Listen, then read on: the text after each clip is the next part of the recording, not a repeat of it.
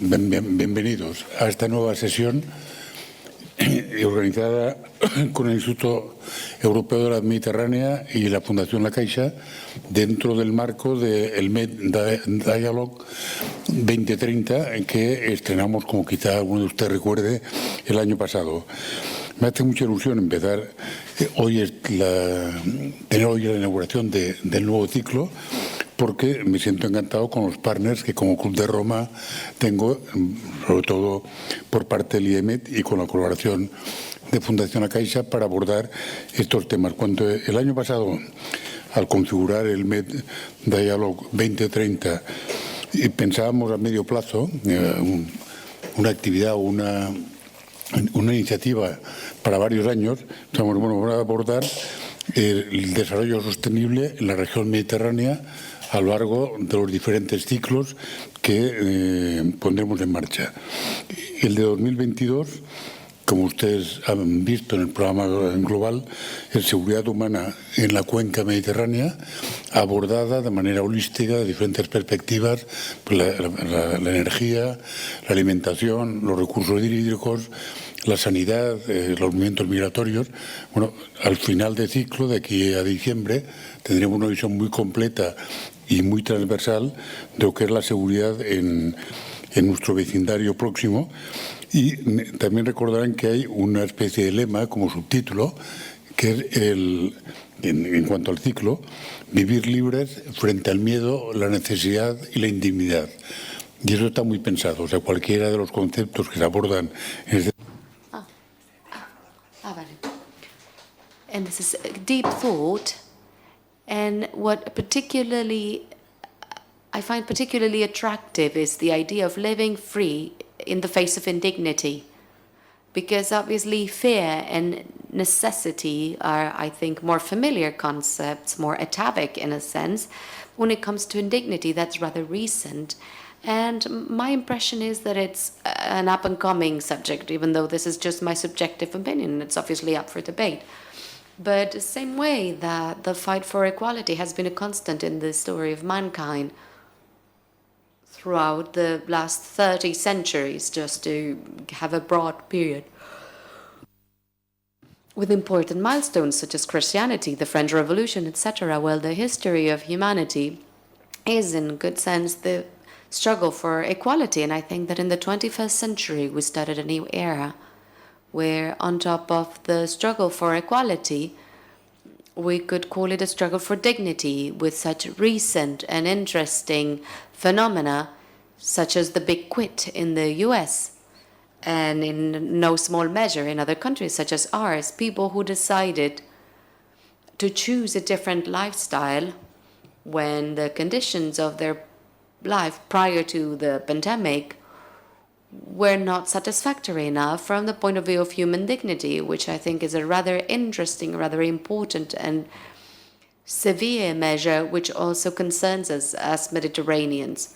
When we started preparing the 2022 cycle quite a few months ago, that was obviously well before this conflict started in our European vicinity in Eastern Europe, and such a conflict wasn't thinkable if at the beginning of the year we'd be hearing that in the middle of 2022 we'd be coexisting with a war on European soil. We would have been really shocked.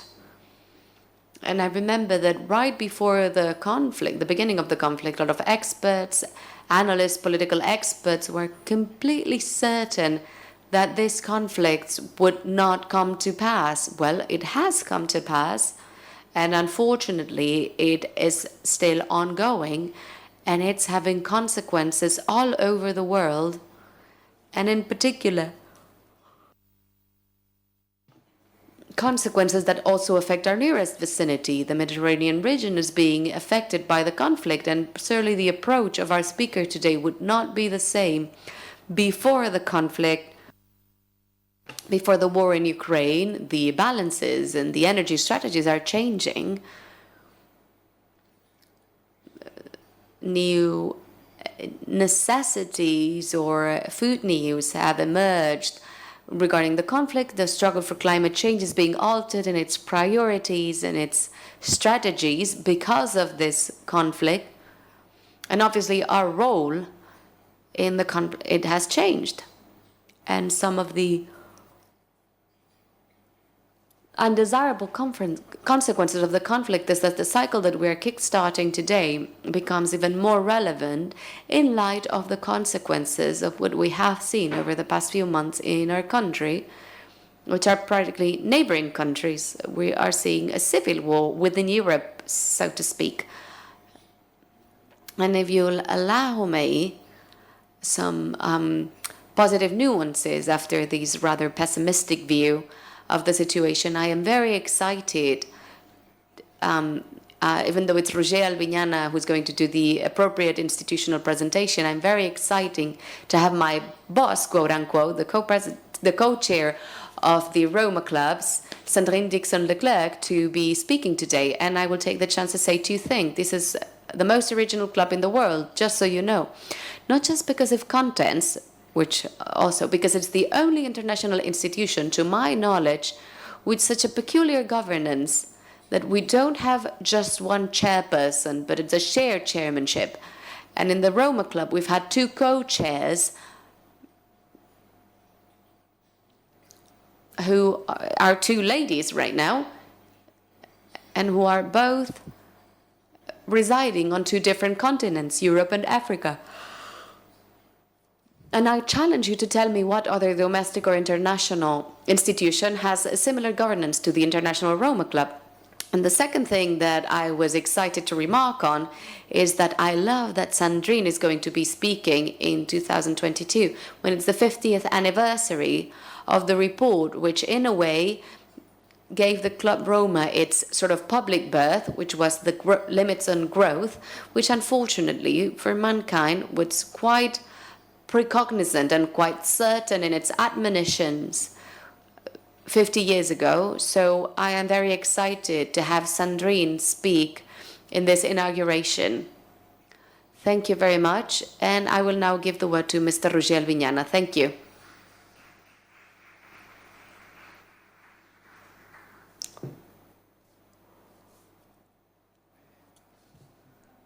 Good evening, and thank you, Jaume. It's such a pleasure, such a joy to be here again. Oh gosh, sorry, I have this device here and now I can't button up my code, but anyway, it's a joy to be here again. Together with the Roma Club and the La Caixa Foundation to present this new cycle, and I would like to thank the presence of all of you here today. And I also want to thank Ms. Ubarell for being here, representing the Catalan government. And a special thanks, we'll have a chance to present him properly, our speaker, our panelist from the first session, Mr. Candil. Ahora continuaré la presentación en inglés porque este Diálogo MED 2030 es una conferencia anual, un ciclo de conferencias anual promovido y organizado por el IEMED, el Instituto Europeo del Mediterráneo, la Oficina de Barcelona del Club Roma, con la colaboración de gran valor, y quisiera subrayarla, de la Fundación La Caixa. Y tenemos el objetivo de fomentar el debate sobre temas de desarrollo sostenible en la región mediterránea. Este ciclo surge del deseo de fomentar el debate y el compartir conocimiento alrededor de los múltiples retos que presenta la implementación de la Agenda 2030 en el Mediterráneo, dando voz a expertos y actores de renombre de ambas orillas del Mediterráneo y de trasfondos muy distintos. Además, y basándonos en este ejercicio de compartir conocimiento, los diálogos MED 2030 también pretenden identificar oportunidades para la cooperación entre ambas orillas del Mediterráneo y producir análisis y recomendaciones de políticas públicas para contribuir a construir una región más segura, próspera y sostenible para 2030. Vivimos en un periodo muy crítico en lo que respecta a conseguir estos objetivos de desarrollo sostenible. En los últimos 50 años, especialmente, hemos visto una acumulación de crisis en la esfera económica, en el ámbito geopolítico, en el ámbito sanitario, que han impedido las auténticas opciones de hacer avanzar la Agenda 2030. Y por eso nosotros, como el IEMET, preocupación que compartimos también con el Club Roma y con la Fundación La Caixa, nos preocupa el ritmo de implementación de la Agenda 2030 a nivel global, evidentemente, pero específicamente en la región mediterránea. Y por eso hemos sugerido este programa. Este programa que arrancó el año pasado con su primera edición de los Diálogos MED 2030,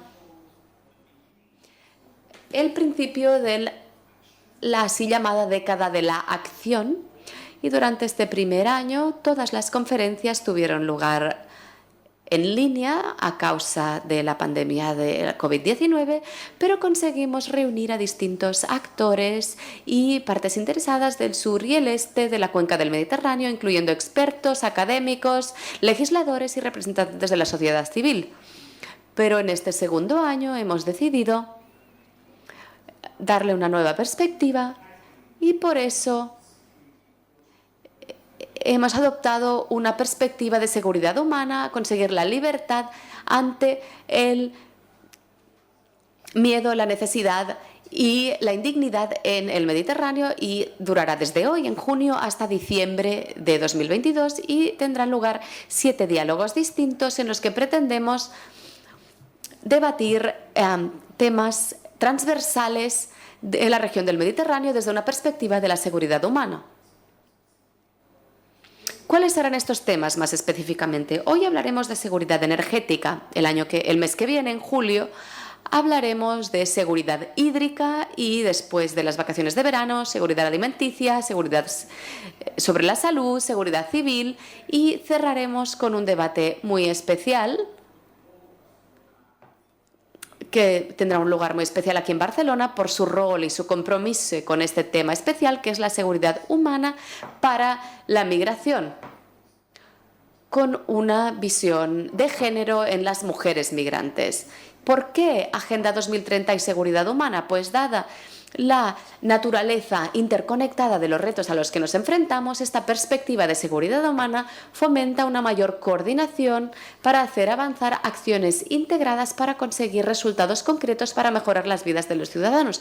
¿Y cómo lo hacemos? Pues en primer lugar, enfatizando la necesidad de aplicar estrategias de desarrollo que lleven a sociedades más resilientes, en la que la gente se vea segura de amenazas crónicas. En segundo lugar, colocando a las personas en el centro de las acciones políticas para cumplir las promesas de la Agenda 2030 y los Objetivos de Desarrollo Sostenible. Y en tercer lugar, colocando el foco en el ser humano, sus necesidades y vulnerabilidades específicas. La perspectiva de la seguridad humana reconoce las intersecciones entre la diversidad económica, entre los factores económicos, políticos y sociales que afectan a las personas. Por todos estos motivos estamos convencidos y estamos seguros de que es un compromiso compartido por parte de todas nuestras instituciones coorganizadoras. Tenemos el pleno convencimiento de que esta es la perspectiva adecuada. Combinar la Agenda 2030 con esta perspectiva de seguridad humana, y que no solo es la perspectiva correcta, sino que es la única, a pesar de las circunstancias actuales y las realidades corales que el señor Lanaspa nos ha comentado. Van en una dirección distinta cuando vemos lo que sucede en Ucrania, por ejemplo, cuando vemos la agitación que se está experimentando en las regiones Mediterráneo Sur y Oriental, pues esta situación no nos complace y queremos cambiarla.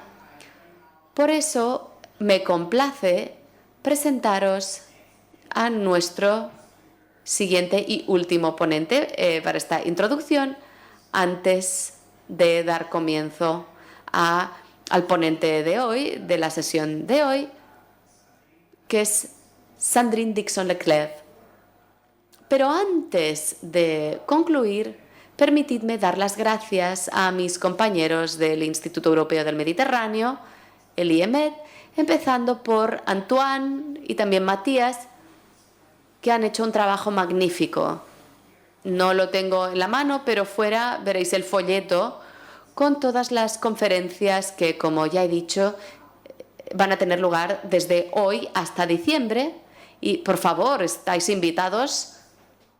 Estaremos aquí durante los próximos 7 meses y cada mes tenéis una cita con los Diálogos MED 2030. Muchas gracias a mis compañeros del IEMED y ahora tengo el honor de dar la palabra a Sandrine, que tiene 30 años de experiencia en política y negocios europeos e internacionales, con un foco especial en el cambio climático, la energía y el medio ambiente. Sandrine, la pantalla es tuya. Muchas gracias y gracias por esta presentación tan encantadora. Siento mucho no poder acompañarlos. Ahora mismo estoy en Roma, pero parece que este tema es evidente, que el tema de toda la serie, que está muy cercano, que como tú has indicado, al rol y a la vocación del Club Roma durante muchos años.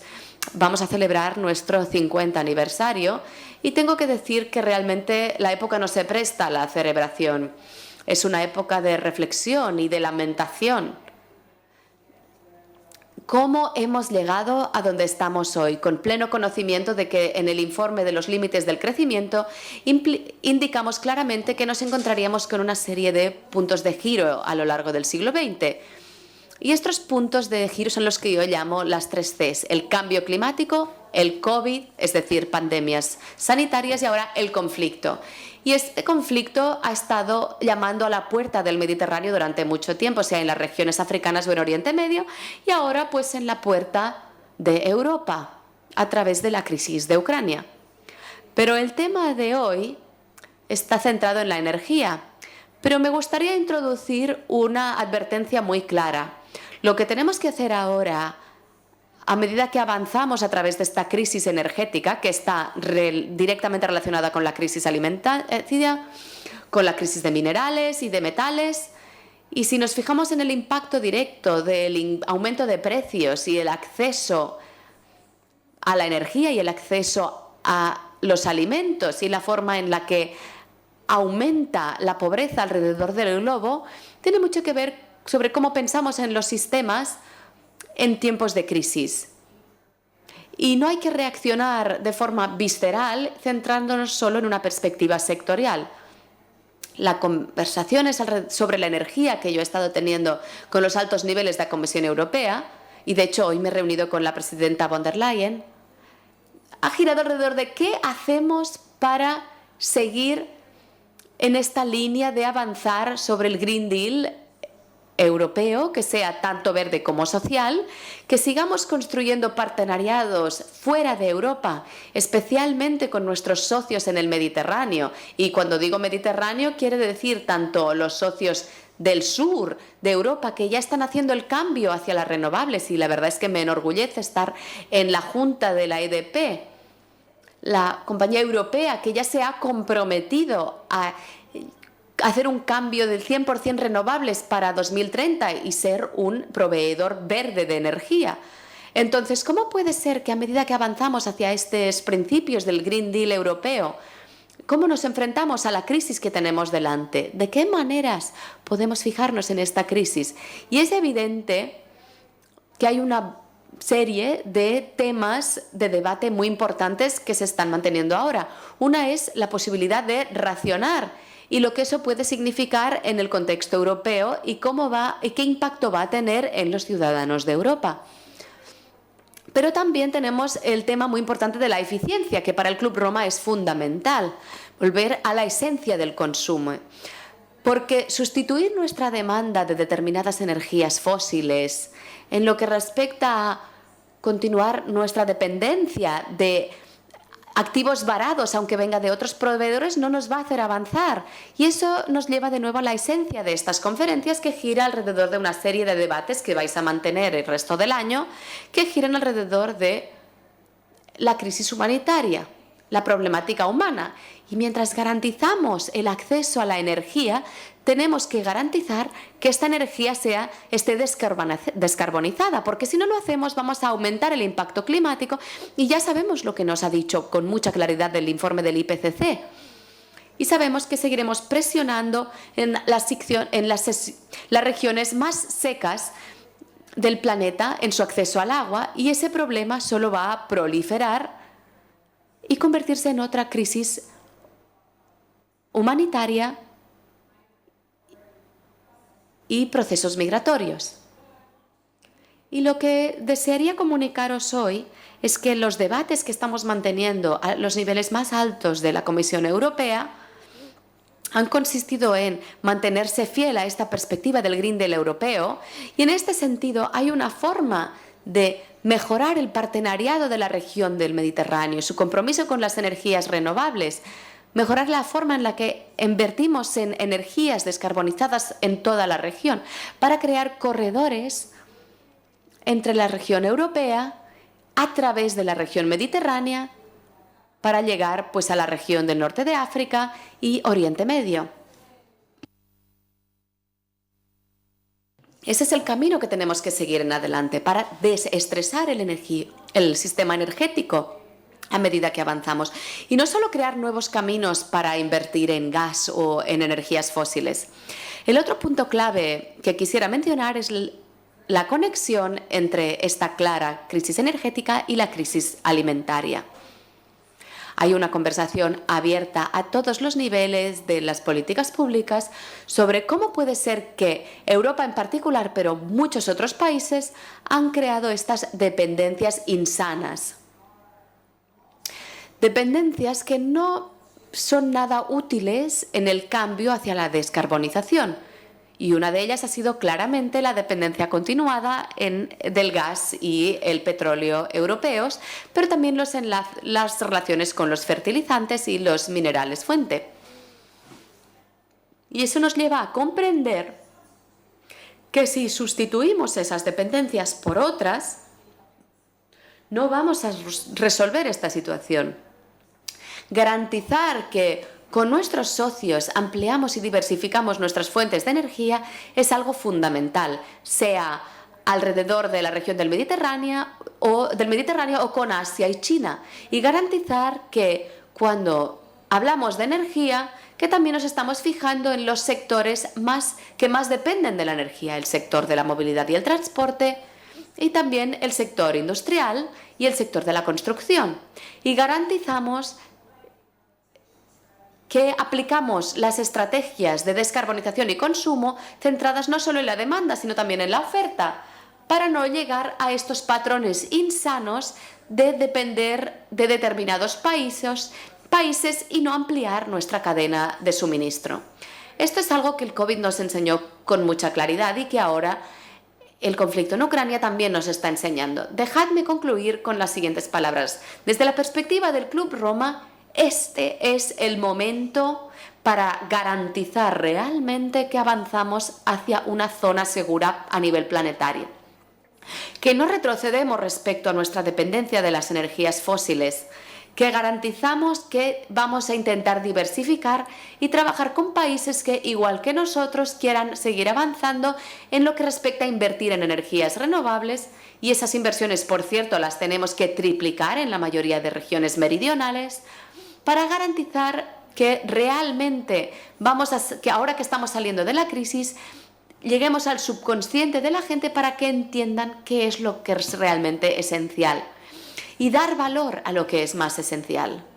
El acceso a servicios sanitarios, a servicios hospitalarios, a alimentación y a agua, pero también garantizar que no nos vemos atrapados en la misma adicción de determinados bienes materiales que no son esenciales, ni nos permiten tener una comprensión más amplia del bienestar en toda la economía.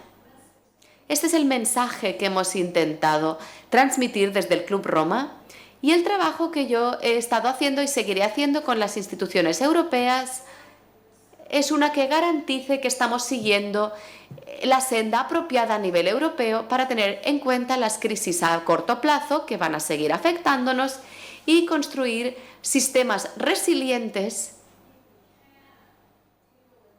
que nos permitan enfrentarnos con los golpes y el estrés del futuro y tener un plan a largo plazo en lugar de ir poniendo tiritas o crear soluciones a corto plazo que nos lleven a lo de siempre. Os deseo unos debates maravillosos y creo que el tema de la serie lo habéis clavado y estaremos ahí para apoyaros, especialmente en lo que respecta a comprender dónde están estas sinergias en toda la región mediterránea y cómo podemos colaborar. Muchas gracias.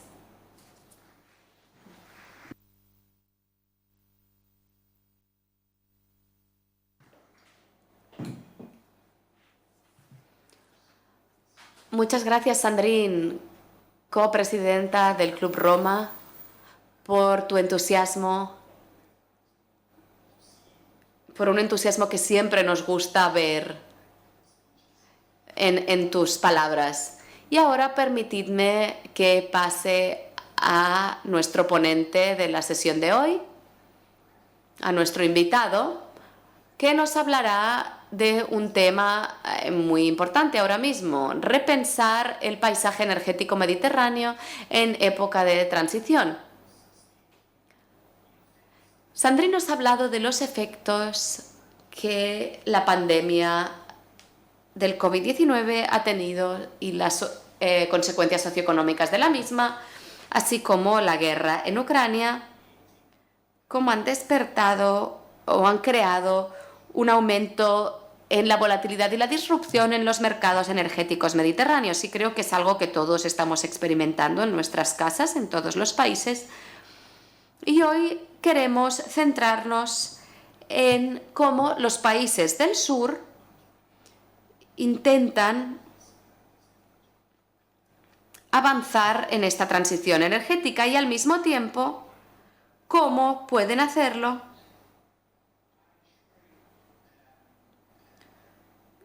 mientras se garantiza un acceso directo y básico a la energía. Porque, por supuesto, esta región y todos estos países, como pasa evidentemente en los países mediterráneos del norte, a veces muestran una dependencia excesiva del suministro extranjero de energía. Pienso en países como Marruecos, Túnez, Jordania, por ejemplo. El caso de Egipto está cambiando un poco y tú podrás contarnos más al respecto. Pero hay países que, como no tienen medios para producir energía, tienen que importarlas y que por lo tanto tienen una gran dependencia de este suministro. Pero hay 2 o 3 países en la región que han mostrado un cierto progreso a lo largo de los últimos años en lo que respecta a su transición verde, que son Marruecos, Jordania y Egipto. Y en la conferencia de hoy llega pues en un momento muy apropiado para hablar y reflexionar sobre este tema. Ahmed Handil es un asociado veterano en Al-Aram, el Centro de Estudios Estratégicos, que es el instituto de investigación más prestigioso de Egipto. El doctor Kandil también es socio del National Defense College y de la Nasser Military Academy en el Cairo, y también es socio del Instituto Japonés de Asuntos Internacionales de Tokio, y también es el editor jefe del Masar Arpaka o el Monitor de Energía, que se publica por el Centro Al-Aram y se ocupa de temas relacionados con la energía. Tiene un grado de Ciencias Políticas de la Universidad del Cairo, un máster de Relaciones Internacionales y un doctorado en Relaciones Internacionales de la Universidad Sofia de Tokio. Aparece a menudo en canales de televisión muy importantes, como el servicio árabe de la BBC, Sky News, la televisión egipcia y entre muchos otros. Estamos encantados. Hace muchos años que colaboramos con Ahmed y hoy en día, la verdad es que es la segunda vez que viene a este edificio, cosa que nos pone muy contentos, y aterrizó pues hace una hora del Cairo. Estamos encantados de tenerte con nosotros y ahora pues la forma en la que funcionará esta sesión es que Ahmed tendrá 15 o 20 minutos para hacer su presentación y luego daremos la palabra al público para quien quiera preguntar o nosotros también tenemos preguntas para él. Muchas gracias. Tienes la palabra.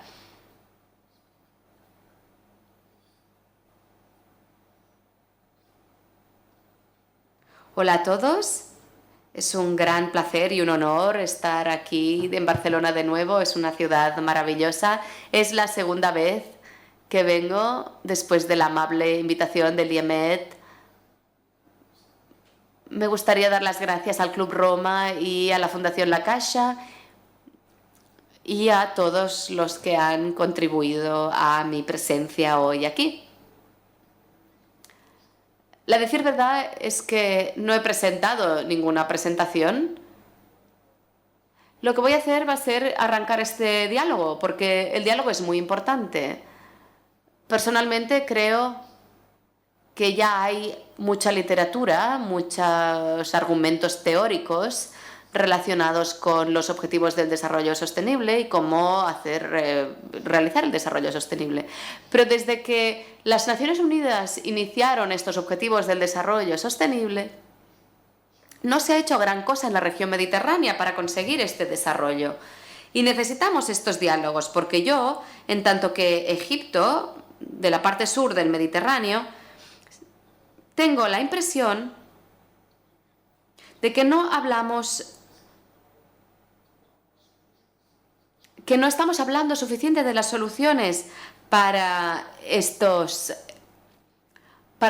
sobre estas amenazas que amenazan nuestro bienestar. Y por eso creo que el diálogo es muy importante para promover un entendimiento común de las crisis y los retos a los que nos enfrentamos. Y la transición energética es muy importante para la seguridad humana. Sin energía no podemos vivir en paz y prosperidad. La energía afecta a todos los aspectos de nuestra vida. Sin energía es imposible vivir. Y la crisis ucraniana nos ha mostrado recientemente que incluso si tenemos energía pero a unos precios muy altos, también supone un grave problema. Tener que ajustar los precios, conseguir precios asequibles es muy importante.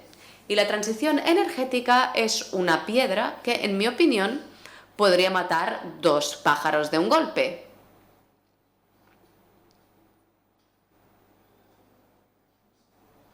En primer lugar, reducir nuestra dependencia del petróleo y de los países productores de gas como Rusia. Y al mismo tiempo,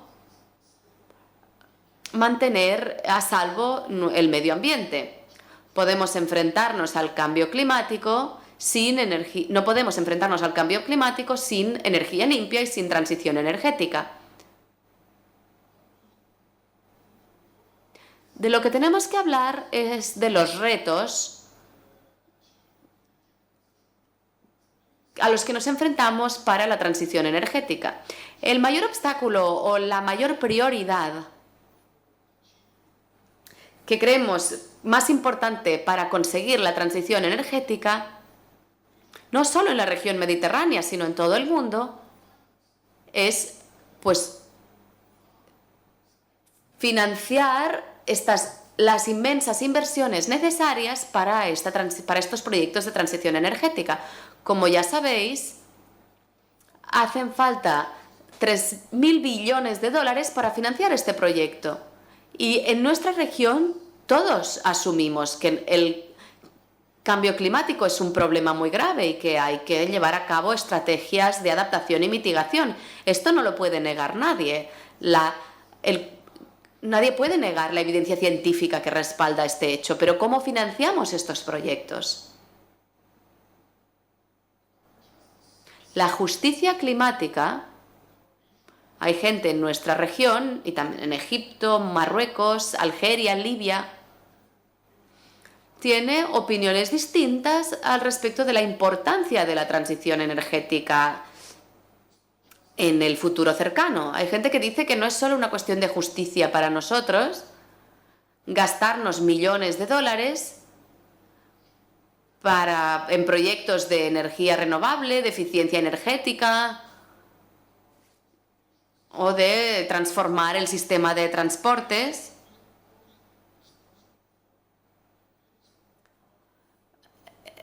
para beneficiar o reducir una cantidad muy reducida de emisiones de carbono. Porque en toda la región del Mediterráneo solo es responsable de un 7% de los gases de efecto invernadero.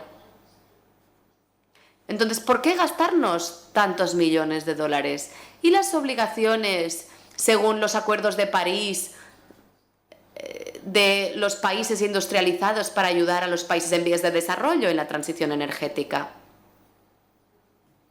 La pobreza no hará sino aumentar si implementamos esos proyectos a expensas de las necesidades urgentes de las personas en lo que respecta a la educación y los servicios de salud.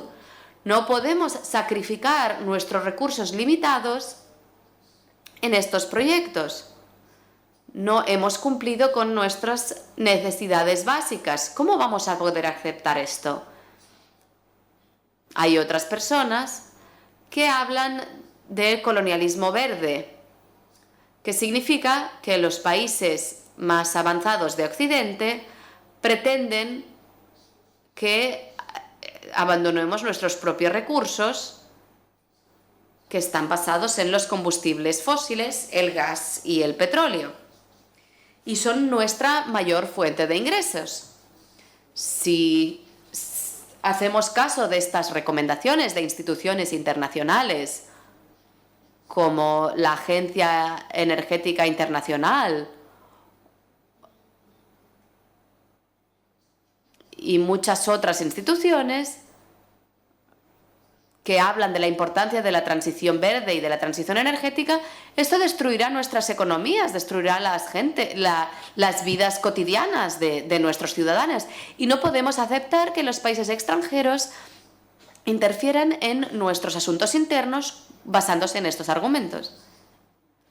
Y tenemos que conseguir que cambie la percepción del problema de estas personas. Necesitamos el diálogo para animar a que los países avanzados e industrializados cumplan con sus obligaciones según los acuerdos de París, 100.000 millones de dólares para ayudar a los países en vías de desarrollo a conseguir sus objetivos de descarbonización. Este año, Egipto va a ser el anfitrión de las charlas y esperamos que Egipto y España puedan colaborar a ofrecer soluciones a los retos en estas largas negociaciones entre los distintos grupos de naciones. Y que también podamos trabajar para la región mediterránea para encontrar soluciones, especialmente en lo que respecta a la financiación de estos proyectos, porque hasta ahora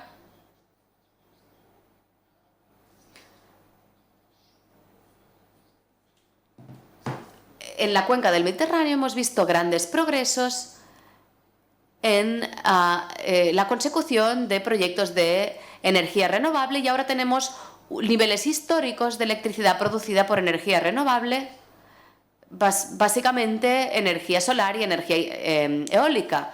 Pero el potencial es inmenso y no conseguiremos aprovecharlo al máximo sin el apoyo de los países más avanzados. Transferencias de tecnología, mecanismos de financiación y compartir lecciones sobre experiencias positivas.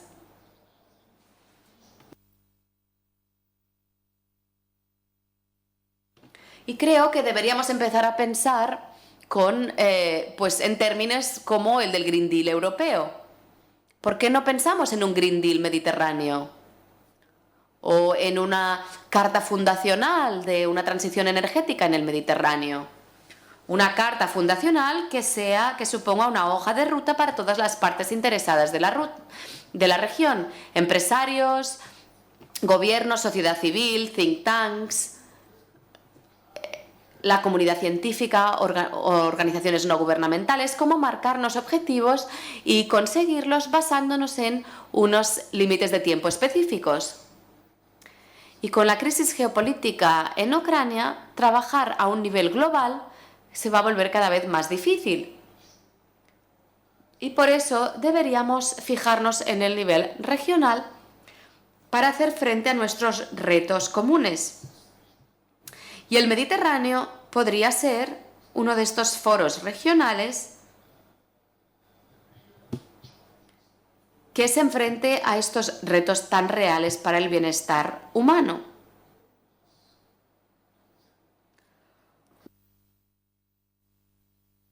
Creo que todos nosotros podemos hablar de cómo el cambio climático ha afectado nuestra vida cotidiana, las temperaturas, el aumento del nivel del mar, y cómo esto va a destruir ciudades costeras en muchos países del Mediterráneo. Por ejemplo, en Egipto, Alejandría se ve bajo la amenaza muy real de inundaciones por el aumento del nivel del mar.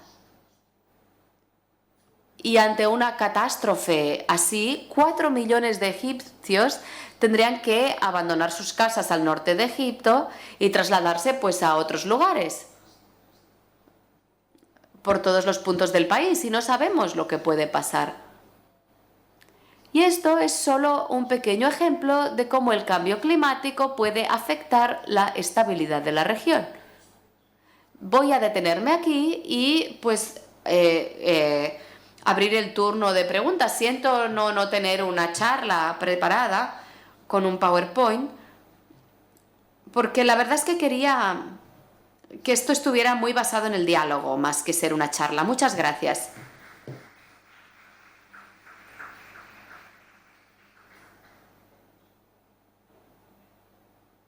Muchas gracias. Y ahora pues vamos a empezar el turno de preguntas. Creo que has mencionado algunos aspectos muy interesantes,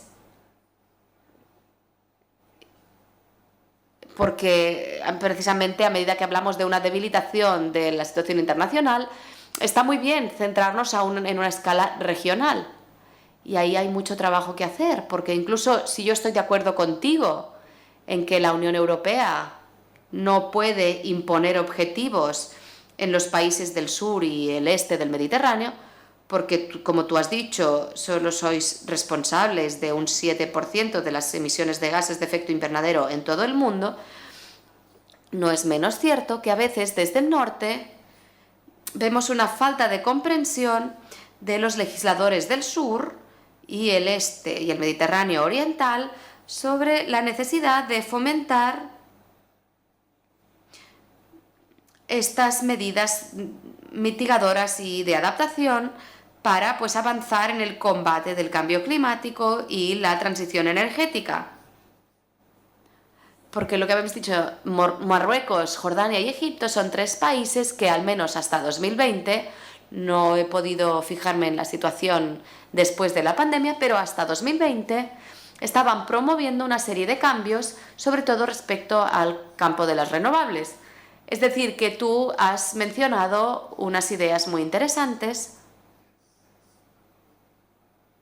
y pues como hemos dicho, nos gustaría empezar un diálogo con vosotros. Podéis hacer preguntas o comentarios en el idioma que queráis. Bueno, no en todos los idiomas, pero podéis hablar en inglés, en catalán o en castellano, como deseéis.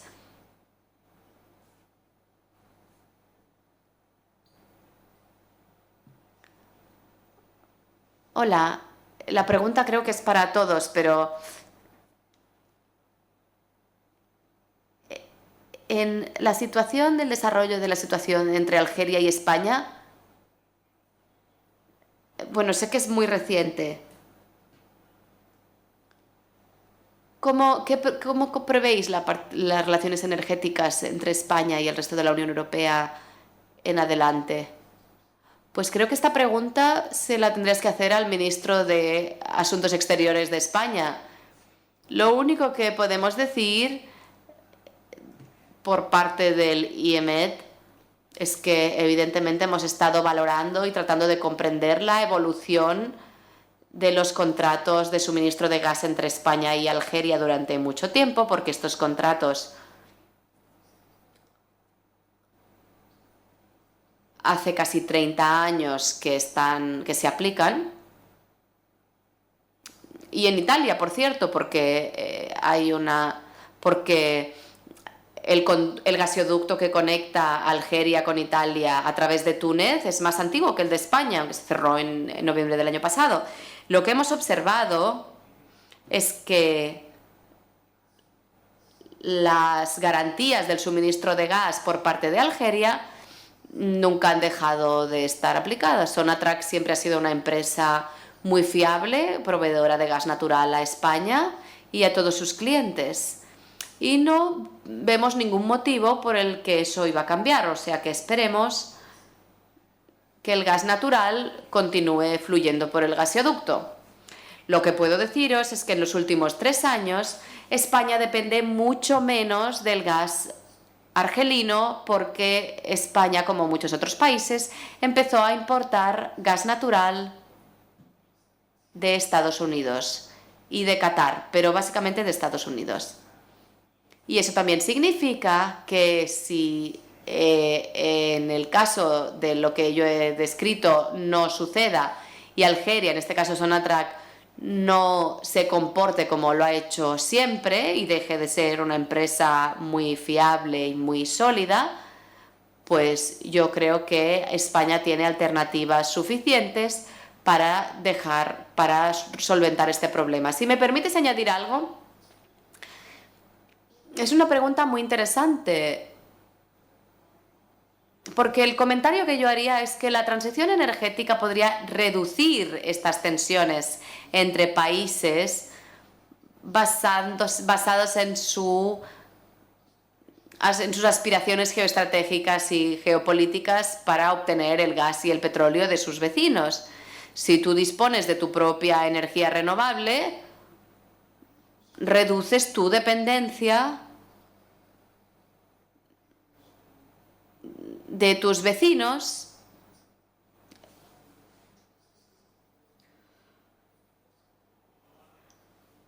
Esto evidentemente a nivel teórico, pero en la práctica cabe esperar más tensiones. Y si seguimos lo que está pasando ahora entre Israel y Líbano, entre Turquía y Chipre, y en menor medida entre España y Argelia,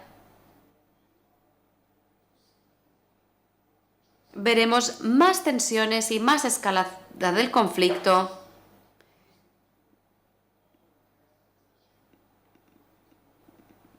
y veremos cómo la energía se usa como arma política en manos de quienes la exportan. Y esto es algo muy urgente en vista de las crisis actuales y el pánico que caracteriza los mercados energéticos globales. Porque no es una cuestión de oferta y demanda global. Hay un pánico porque nadie puede predecir lo que va a suceder mañana. ¿Qué hará Rusia, por ejemplo, en respuesta a las sanciones extremas impuestas por parte de Estados Unidos y algunos países europeos? Este pánico es muy peligroso y está causando lo que ya hemos visto en estas tensiones y escaladas de conflictos. Esta es mi perspectiva. Muchas gracias por sus palabras, porque he visto un montón de ideas de las que podemos hablar. Siempre pensamos, desde el IEMET hemos estado trabajando mucho en todo esto, pero creo que hay una dificultad para implementar la Agenda 2030 en el Mediterráneo, porque solíamos dar por descontado que teníamos la misma perspectiva a este punto de vista holístico de la agenda. Y el reto, como tú dices, es que el diálogo es muy necesario. Y esto que has dicho, con lo que estoy de acuerdo, sobre las distintas perspectivas del norte y el sur, sobre pues lo que es realmente la transición energética, el cambio climático. Y quizá haya momentos distintos en el que fingimos que existe una agenda global, pero cuando acudimos a la región vemos que hay una agenda diferente para la transición energética y hacemos ver que no lo vemos.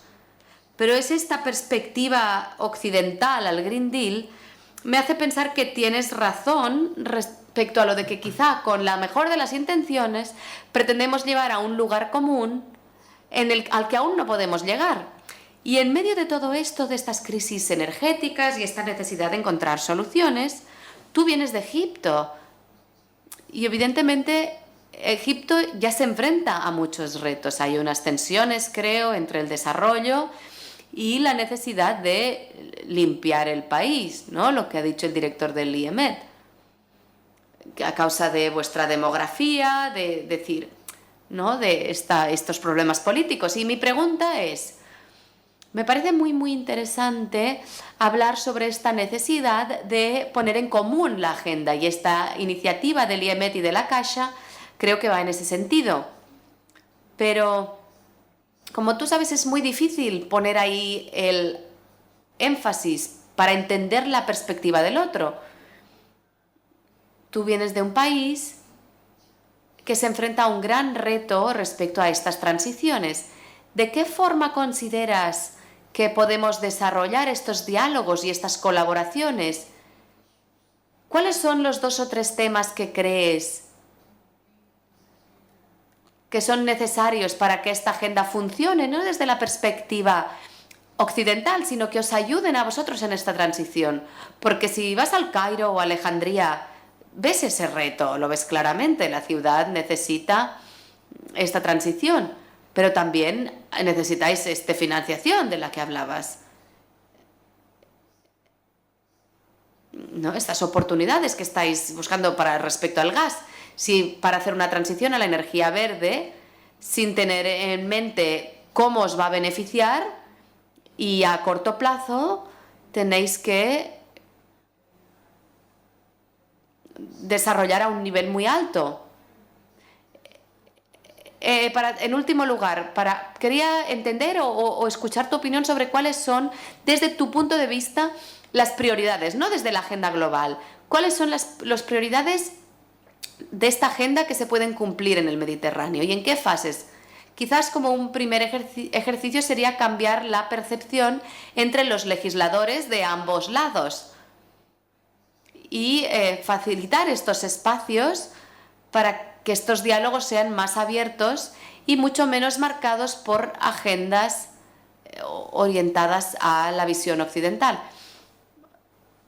Muchas gracias por esta intervención y esta pregunta tan interesante. Sí, estoy totalmente de acuerdo contigo. Tenemos perspectivas distintas sobre los mismos temas. Incluso sobre los mismos problemas. Pero yo creo que el primer paso es pensar como una familia, no como vecinos. Esto es un punto de inicio muy importante, porque ya tenemos una identidad común. Compartimos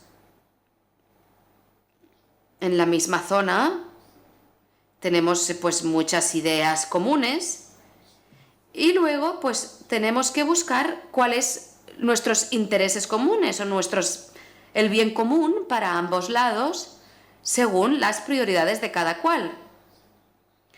Hay prioridades como, por ejemplo, la energía, que creo que es una zona de cooperación muy importante entre el norte y el sur del Mediterráneo. Y aún tenemos mucho potencial para las energías renovables. Tenemos unos recursos enormes de gas natural que se podría considerar una vía de transición energética. Es una energía más limpia que el petróleo y el carbón, por ejemplo. Y tenemos que desarrollar esta metalidad. El gas natural se podría utilizar como energía, como combustible de transición. El hidrógeno verde tiene un tremendo potencial de cooperación por parte de ambas partes, y en algunos países meridionales como Egipto, Jordania y tal vez Libia, si se estabiliza, Argelia y Marruecos, podrían beneficiarse de este hidrógeno verde que se podría transferir a Europa a través de Uranazar, pero aún así tenemos que desarrollar estas estrategias y políticas públicas y también pues tener muy claro el mercado europeo, porque para nosotros la inversión en el mercado europeo no está clara, no es tan atractiva. Hemos tenido malas experiencias en el pasado y debemos aprender las lecciones de estos enormes proyectos de exportación de norte a sur, que se detuvieron de repente, y tendremos que aprender la lección sobre por qué se detuvieron estos proyectos. Y hay que aumentar la confianza, porque en Egipto, por ejemplo, esto no lo puedo decir, pero hay mucha gente que no tiene ningún interés en el cambio climático, a pesar de que vamos a ser los anfitriones de COP7. La gente no tiene claro lo que es el cambio climático, ¿no? Para mucha gente es algo que viene de nuevo. Y hay mucha gente en la región del Mediterráneo, incluso nuestros socios del norte, les da igual. Y crear redes entre los think tanks, la academia, la comunidad científica, para que la gente entienda la importancia de la transición energética y de combatir el cambio climático, yo creo que también podría ser una solución. Pero tenemos que encontrar fuentes de financiación para estas ideas y tener muy claro cómo las vamos a desarrollar y cómo hacemos que la comunicación sea más fácil de cara al futuro. Y estas son algunas ideas, pues, en respuesta a tu pregunta. Gracias. Gracias. ¿Alguna otra pregunta? Sí, aquí. Yes, thank you very much. Along the lines of what we were talking about, my impression is that we need to put in order the scenario. It's not just about having goals, but also to know the relationship between the North and the South. And I hadn't thought about this until today, and I realized that when you have a North, there is always a South. And that relationship is bipolar. We need to keep into account, not just with regards to the goals, but with regards to what the map is where we are moving. Because as Jaume was saying at the beginning, the scenario is being thought about in negative terms: indignity, immigration, inequality. And really, the situation is dire and there are no global solutions, but we are trying to come up with partial solutions, and dialogue is very important.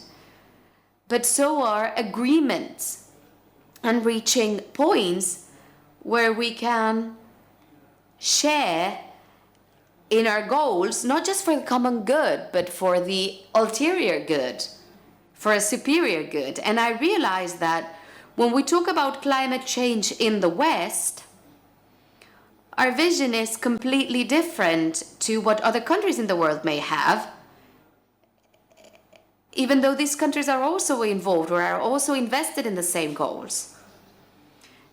And my feeling is, and that's my question for you, that the Mediterranean in itself is a great idea lab with regards to the challenges that the 21st century is throwing at us, not just with regards to inequality, but also with regards to the changes that we are seeing due to the emergence of new civilization and new leaderships, as Jaume was saying earlier, with women at the center, not just in that regard, but also when it comes to putting people first.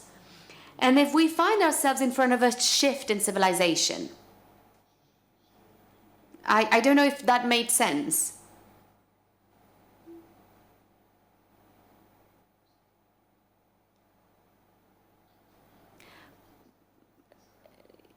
Pues no sé si te he entendido del todo, pero si te he entendido bien, y corrígeme si no te he entendido bien, nuestras prioridades son diferentes.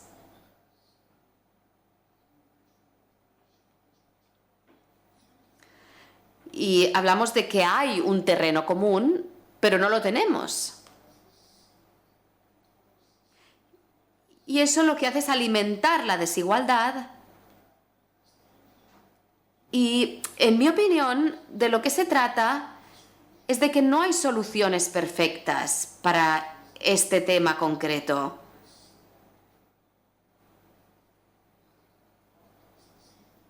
Lo que ha funcionado en determinadas sociedades o en determinados países no tiene por qué funcionar igual de bien en otros contextos. Y creo que tenemos que compartir estas experiencias y dejar que la gente elija si las acepta o no. No obligarlas a seguir determinados modelos. Incluso a la hora de combatir el cambio climático,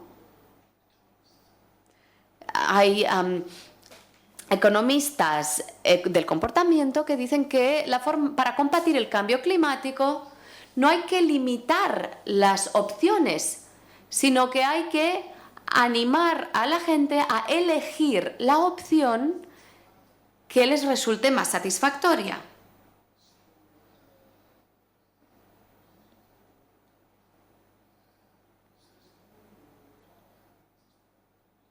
No, nadie tiene la mano ganadora en este momento. Tenemos que enfrentarnos a esta situación como iguales. No es una relación de paciente y médico.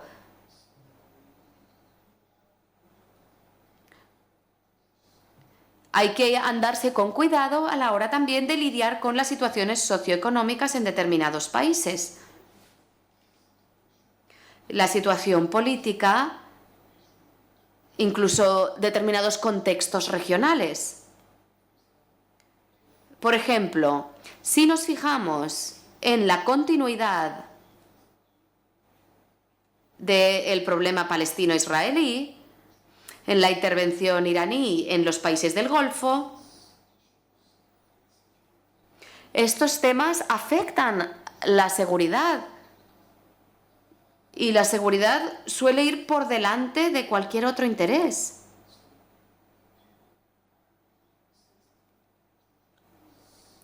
Y probablemente la gente sea más sensible a la hora de enfrentarse con algunos vecinos a los que los separan grandes divisiones y graves problemas.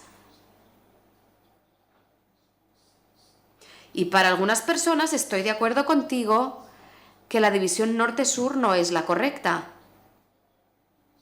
Y estoy de acuerdo en que no está bien hablar de países avanzados o países en vías de desarrollo. Y estos términos habría que cambiarlos para dejar más espacio para el diálogo. No sé si con eso respondo a tu pregunta.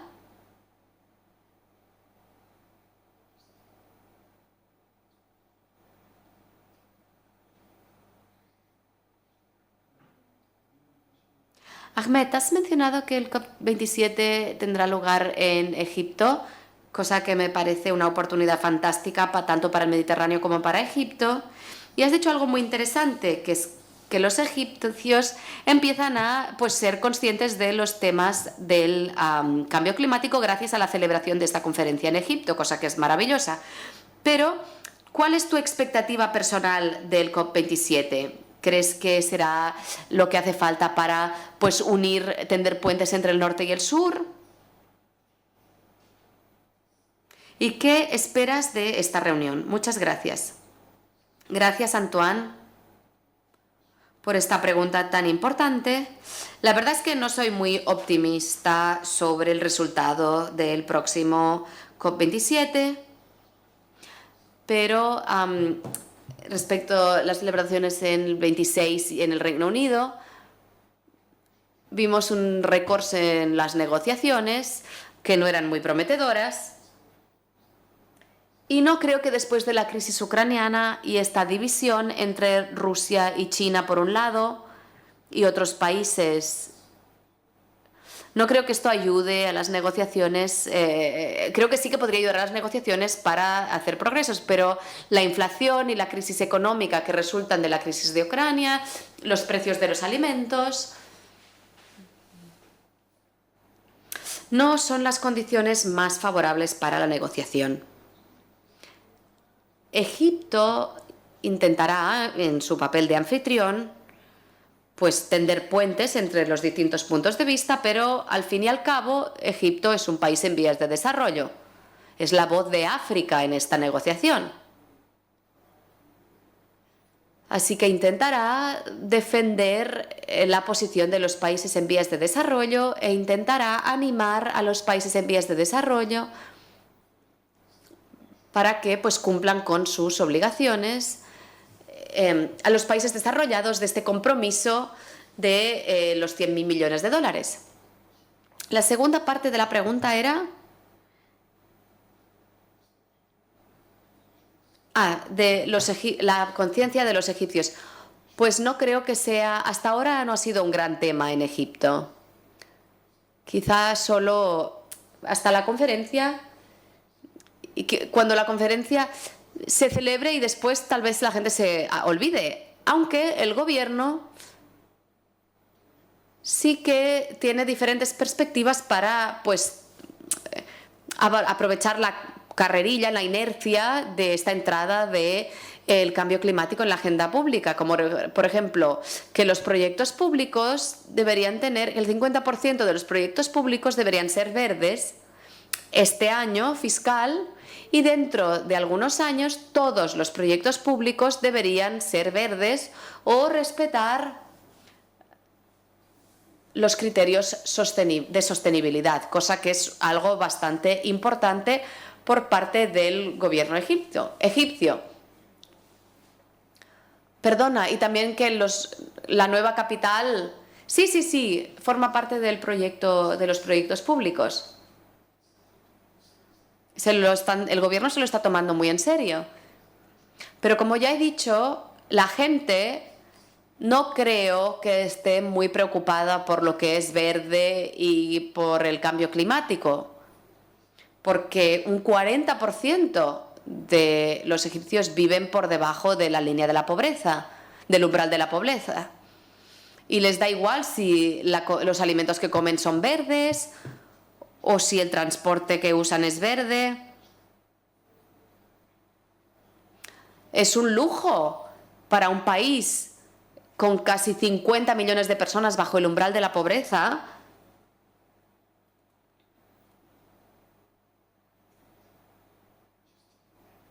Vale, Justine y luego Octavi.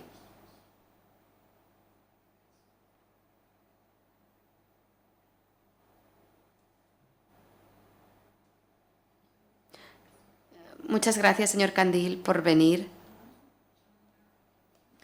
Quería volver sobre algunos puntos que se han hablado a lo largo del diálogo y respecto al COP27, porque creo que sería una muy buena oportunidad para la Unión Europea para repensar el Green Deal y su dimensión externa con una visión más global y otros actores globales. Y creo que la señora Dixon-Leclerc en su introducción ha referenciado muy brevemente China. Y me gustaría pensar en China porque cuando hablamos de energía, pues claro que hablamos de recursos y sabemos que el sur del Mediterráneo tiene mucho que dar en lo que respecta a combustibles fósiles o sus alternativas verdes y más sostenibles, pero cuando se trata de producir energía necesitamos conocimiento y necesitamos infraestructuras, ¿verdad? Y ahí es donde entra China, porque sabemos, y es una preocupación que comparten muchos gobiernos occidentales, cuando nos fijamos en China, que está invirtiendo mucho en infraestructura en todo África y en el norte en especial, y además está invirtiendo mucho en formación y programas universitarios de jóvenes de muchos países africanos a quienes está llevando a estudiar a China y que vuelven a sus países con grados universitarios para pues, ayudar a sus propios países.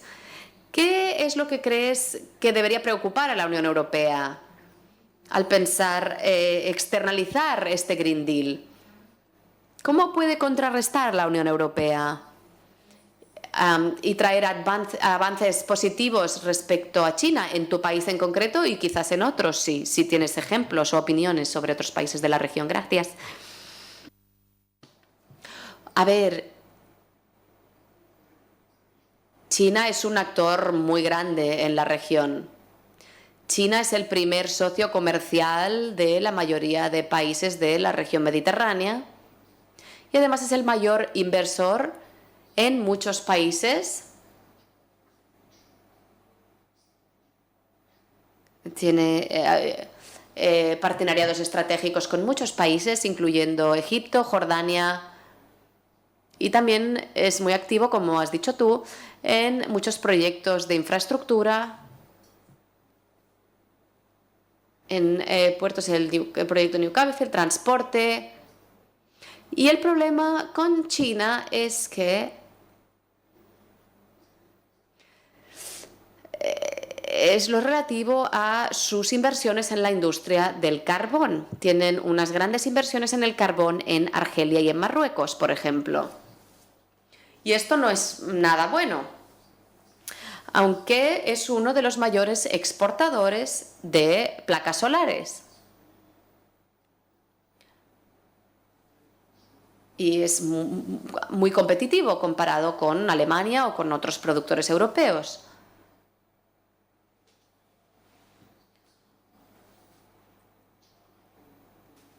No es una cuestión de o China o la Unión Europea para la región mediterránea.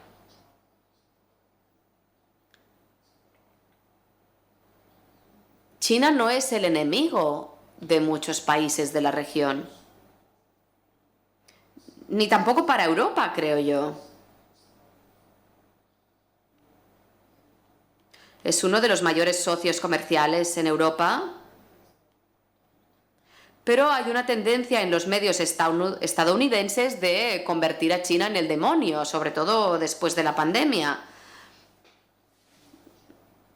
Y que las acusaciones de China sobre su responsabilidad en la pandemia. Pero en mi perspectiva desde Egipto, yo no creo que China sea el enemigo de nadie. Soy miembro de una asociación de amistad sino-egipcia y pasé 11 años viviendo en Japón. Y el primer enemigo de Japón es China, pero yo tengo estas dos perspectivas sobre China. No son ángeles, pero tampoco son el demonio. Hay que encontrar terreno común. Y hay que encontrar situaciones de win-win, porque China es un país gigante, no se puede ignorar. Y tiene una gran ventaja en comparación con la Unión Europea, que no tiene condicionalidad política respecto a sus bonos, a su participación en proyectos de desarrollo.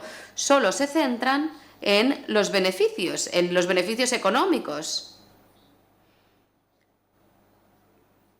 Y no interfieren en otros asuntos internos. Y eso yo creo que hay muchos legisladores de la región que prefieren tratar con China antes que con la Unión Europea,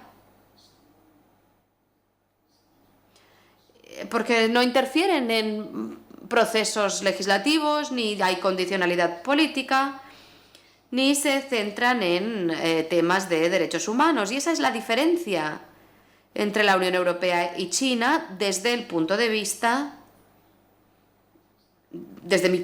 por lo menos. Tengo que decir, antes de darle la palabra a Octavi, que desde el punto de vista del sector de las renovables, las inversiones chinas en el sur del Mediterráneo son negligibles, al contrario de lo que ha pasado en países como Italia o Portugal, donde estas inversiones en el campo de las renovables son más importantes. En Marruecos, China ha invertido un poquito en renovable, pero por ejemplo en Egipto lo que ha invertido China en renovables es comparable con lo que ha invertido en Italia, por ejemplo, que es muy pequeño.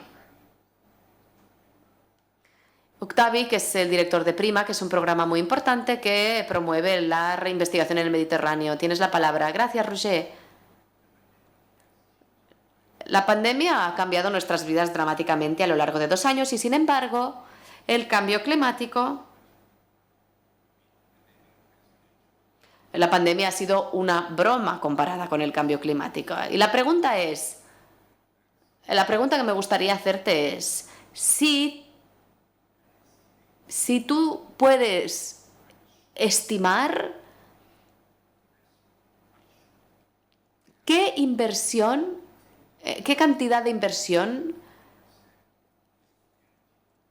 deberíamos hacer para que dentro de 10 años un 50% de la energía proceda de energías renovables.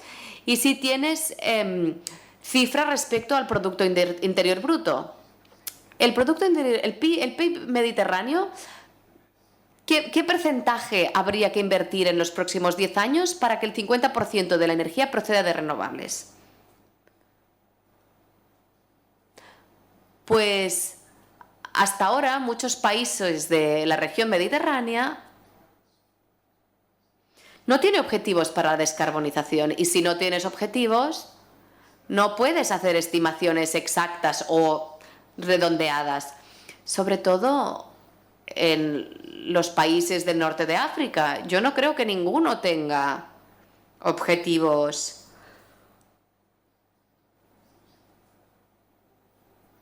de descarbonización o proyectos de mitigación. En Egipto hay unas estimaciones flexibles que no se basan no son vinculantes por parte del gobierno hasta que no tengamos la visión de 2030, y hasta 2030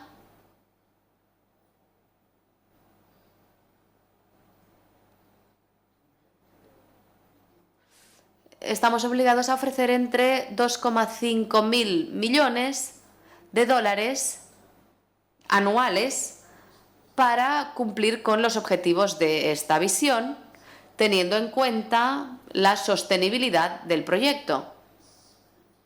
Es decir, que son unas cifras muy flexibles, porque la voluntad política para esta sostenibilidad no existe, no está presente, porque siempre se dice que primero necesitamos que nuestros socios internacionales nos apoyen, y no queremos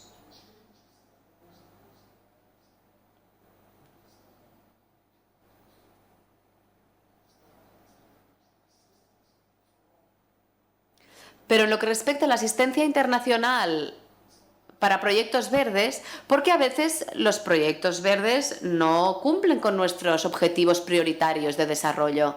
Es decir, hasta donde yo sé, solo tenemos estas cifras de 2.500 hasta 5.000 millones de dólares al año hasta 2030 para que los proyectos sean verdes y sostenibles.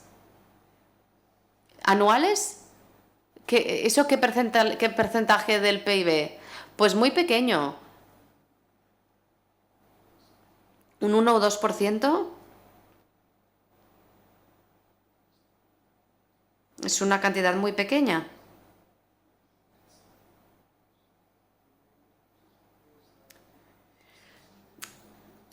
Que desde luego la posibilidad de los críticos, de nuestros socios extranjeros, de por qué no cumplís con estos objetivos,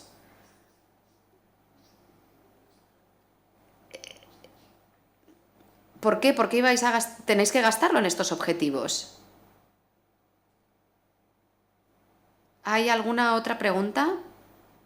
Nos quedan 3 minutos.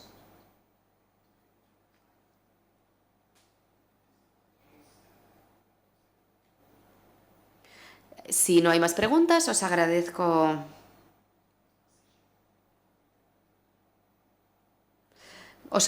vuestra asistencia a este primer diálogo de los Med Dialogues 2030. Es la primera sesión de un total de 7, como ya hemos explicado antes, y estamos muy contentos. Ha sido un placer, estamos muy agradecidos de que Ahmed haya venido hoy procedente del Cairo. Espero que disfrutes de Barcelona en las horas que te quedan aquí. Muchísimas gracias por compartir tus reflexiones.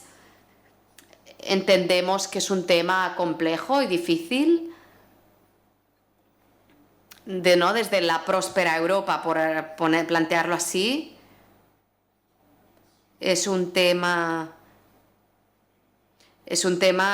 al que no solo debemos prestar atención, sino dar los pasos necesarios para conseguir esta transición energética.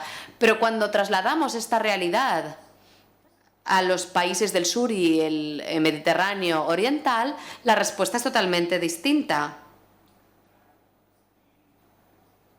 Y dado que este diálogo lo tenemos principalmente con las élites de estos países, vemos que hay una respuesta. Pero cuando bajamos en la lista, pero incluso entre las élites a veces hay algunos problemas. Pero a medida que bajamos por la lista, los objetivos y las prioridades cambian por completo. Y esto es lo que tú has venido a contarnos. En cualquier caso, me quedo con la idea de que tenemos que pensar como una familia en lugar de como vecinos. Y esta es una idea muy importante y creo que muchas de las organizaciones e instituciones presentes hoy, como el Club Roma o la Generalitat de Cataluña y la Fundación La Caixa, desde luego comparten esta idea, y para hacer que tenga éxito en el futuro tenemos que plantearnos esta perspectiva, teniendo en cuenta que el ritmo de desarrollo es distinto, que nos encontramos en puntos distintos en nuestro desarrollo y que, por lo tanto, cuando debatimos a un nivel multinatural, y hoy, por ejemplo, el IEMET, junto con Prima, con el UFM, estaremos presentes en el COP27 en Sharm el-Sheikh, y tenemos que tener en cuenta todo esto, porque de lo contrario fracasaremos. Y juntos tenemos que construir unas sociedades más justas y más resilientes en el Mediterráneo. Muchas gracias, y os invito a venir otra vez a la segunda sesión, que tendrá lugar dentro de unas semanas, donde hablaremos de la seguridad hídrica. Muchas gracias.